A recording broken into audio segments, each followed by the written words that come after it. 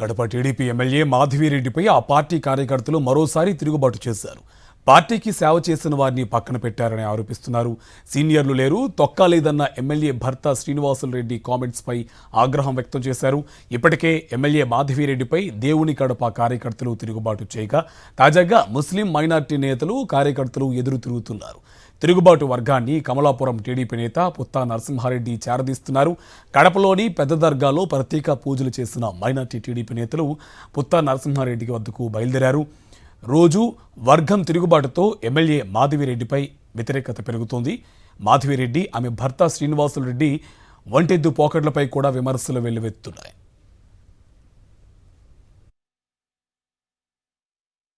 కడప నగరంలో తెలుగుదేశం పార్టీ ఎన్నో ఏళ్ల నుంచి సేవలు చేసి పార్టీ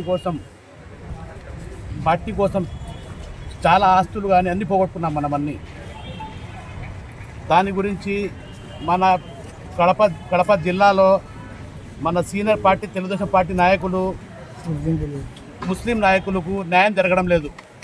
న్యాయం జరగాలని ఎన్నో మాటలు మనం మొర పెట్టుకున్నా కానీ మన కడప నాయకులు వినలేదు. మీరు సీనియర్లు కాదు, ఏం కాదు, తోలు లేదు, తొక్క లేదు అంటున్నారు. మనం తోలు తొక్కలని మనం ఎప్పుడు చెప్పలేదు. మనం గత 20-30 సంవత్సరాలుగా తెలుగుదేశం పార్టీలో కష్టపడుతూ పని చేసుకుంటూ వస్తున్నాము. ఇప్పుడు సీనియర్లకు అందరికీ పక్కన పెట్టి, ఇన్ఛార్జీలకు అందరికీ పక్కన పెట్టి కొత్తగా వచ్చే వాళ్లకు పదవులు, ఇన్ఛార్జీలు, ప్రతి ఒక్క పని వాళ్ళకే ఇస్తున్నారు. మనమేమని అడిగితే మనకేం సమాధానం చెప్పడం లేదు.